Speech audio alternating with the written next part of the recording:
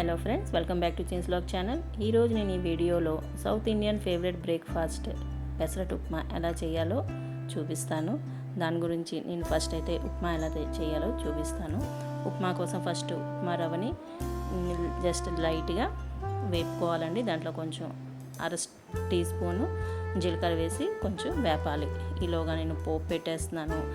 ఉప్మాలో ఏం పోపు వేయాలో అందరికీ తెలిసిందే, కామన్గా కదా, అందుకే నేను చూపించలేదు. శనగపప్పు, ఆవాలు, మినప్పప్పు, జీడిపప్పు, ఎండుమిర్చి, కరివేపాకు, ఆనియన్, చిల్లీ, గ్రీన్ చిల్లీ ఇవన్నీ వేస్తాను, కామనే, మీ అందరికీ తెలిసిందే కదండి ఉప్మా.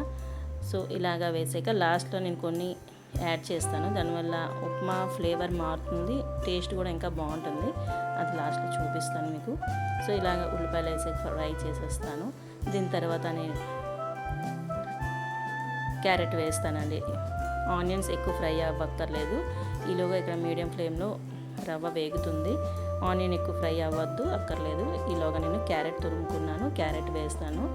అంటే ఉంటే వేసుకోండి, లేకపోతే లేదు. ఎందుకంటే క్యారెట్ పచ్చిగా తినడానికి ఇష్టపడరు కదా, అదొక న్యూట్రిషన్ వెజిటేబుల్ ఫుడ్ కదా. అది మన ఇడ్లీలో, దోశలో, ఉప్మాలో దేంట్లో వేస్తే ఏదో ఒక రకంగా మన బాడీలోకి చేరుతుంది కాబట్టి క్యారెట్ ఉంటే మాత్రం కంపల్సరీగా వేసుకోండి. సో నేను ఇలాగా క్యారెట్ వేస్తాను కదా. ఇప్పుడు నేను 1 కప్పు బొంబాయి రవ్వ తీసుకున్నాను కదా, 1 కప్పుకి 3 కప్పులు వాటర్ తీసుకుంటున్నాను. ఈ కప్తో బొంబాయి రవ్వ తీసుకున్నాను నేను. సో ఈ కప్తో నేను 3 టైమ్స్ 3 కప్పులు అలాగా నీళ్ళు వేస్తున్నాను. ఇది 3rd టైం.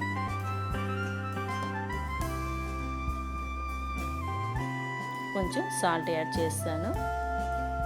సాల్ట్ వేసాక బాగా మరగనివ్వండి. ఈ విధంగా చక్కగా కలుపుకుంటే బాగా వేడెక్కాక మరుగుతుంది కదా. అప్పుడు ఏం చేయాలంటే, అంటే ఇదేనండి మెయిన్, నేను చెప్పాను కదా దీనివల్ల టేస్ట్ కొంచెం మారుతుంది, బాగుంటుందని. అదేంటంటే 1 కప్ ఆఫ్ మిల్క్ వేస్తున్నాను. 3 కప్ ఆఫ్ వాటర్ వేసాం కదా, ఇప్పుడు 1 కప్ ఆఫ్ మిల్క్ వేస్తాం. వేడి చేసి చల్లారబెట్టిన మిల్క్ అయినా పర్వాలేదు, లేకపోతే పచ్చి పాలనే వేయండి. దానికన్నా బెటరు వేడి చేసి చల్లారబెట్టుకుంటే, అంటే పాలు విరిగిపోతాయి ఇవన్నీ భయం లేకుండా ఉండాలంటే మరిగించిన పాలని వేసుకోండి. ఇదేనండి ఉప్మాలు, ఇది వేస్తే కొంచెం టేస్ట్ ఇంకా బాగుంటుంది. నార్మల్గా అందరూ చేసుకుంటాం, బట్ దీంట్లో కొంతమంది టమాటా కూడా యాడ్ చేస్తారు. బట్ పాలు వేసినప్పుడు టమాటా యాడ్ చేయకండి. దీంట్లో ఓన్లీ పాలు వేసాను. ఇప్పుడు ఇలాగ చక్కగా మరుగుతుంది కదా, పాలు వేసాక మరుగుతుంది కదా. ఇప్పుడు మనం ఫ్రై చేసే ఉప్మా రవ్వ ఉంది కదా, అది వేసేసుకుందాం. ఎప్పుడైనా పెసరట్టుకి ఉప్మా కొంచెం జారుడుగా ఉంటే బాగుంటుందండి, మరీ గట్టిగా పొడి పొడిగా ఉంటే బాగోదు. సో నేను కొంచెం వాటరు, అంటే 1 కప్పు ఉప్మా రవ్వకి 4 కప్పులు, అదే 3 కప్పులు నీళ్ళు, 1 కప్పు పాలు. సో 4 కప్పులు లిక్విడ్ వెళ్ళినట్టుగా కదా. సో ఇలాగ జారుడుగా ఉప్మా ఉంచుకోండి. అయ్యాక కొంచెం మూత పెట్టేసి విడిచిపెట్టేయండి. ఇప్పుడు 1 టీ స్పూన్ నెయ్యి యాడ్ చేయండి. ఘీ వేస్తే ఇంకా ఫ్లేవర్ ఇంకా బాగుంటుంది అండ్ స్మెల్ కూడా చాలా బాగుంటుంది. ఈ విధంగా ఉప్మా అయితే రెడీ అయిపోయింది. వేడి వేడి ఉప్మా, చూడడానికి కూడా బాగుంది కదండి, తినడానికి కూడా చాలా బాగుంటుంది. ఈ ఉప్మా మాత్రం ట్రై చేయండి. నార్మల్గా ఉప్మా తినాలన్నా చాలా బాగుంటుంది, ఇలాగ పెసరట్టుతో కూడా వేసుకుంటే బాగుంటుంది. సో ఉప్మా అయితే రెడీ అయిపోయింది.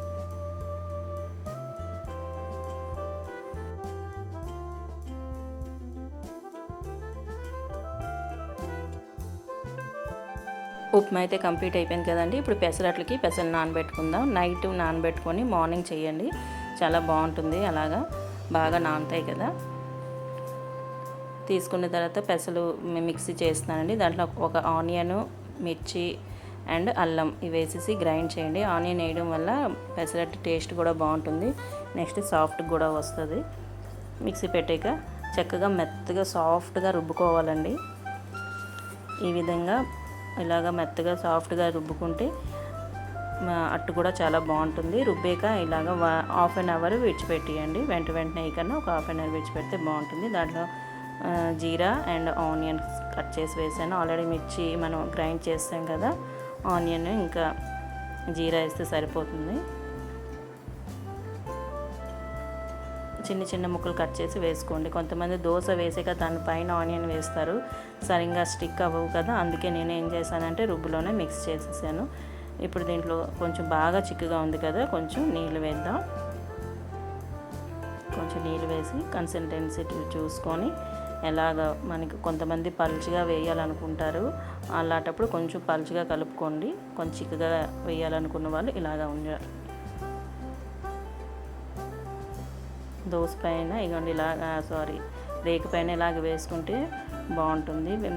నాన్ స్టిక్ కన్నా వినప రేకు ఉంటుంది కదండి, దాని మీద అయితే పెసరట్టు టేస్ట్ ఇంకా బాగుంటుంది, ఇంకా మంచిగా ఉంటుంది. ఈ నాన్ స్టిక్ కన్నా మామూలు వినప రేకు అయితే బాగా వస్తుంది, టేస్ట్ కూడా చాలా బాగుంటుంది.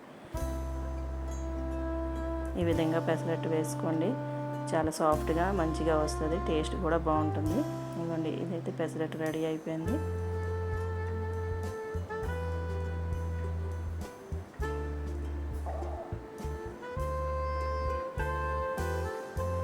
ఇలా రెండు వైపులు కాల్చుకోండి, ఎందుకంటే నేను కొంచెం లావుగా వేసాను కదా. పలుచగా వేస్తే వన్ సైడ్ కాలుస్తే సరిపోతుంది. ఇప్పుడు వేడి వేడి ఉప్మా పెసరట్టు విత్ కొబ్బరి చట్నీతో తినండి, చాలా చాలా బాగుంటుంది. ఇలా ట్రై చేయండి.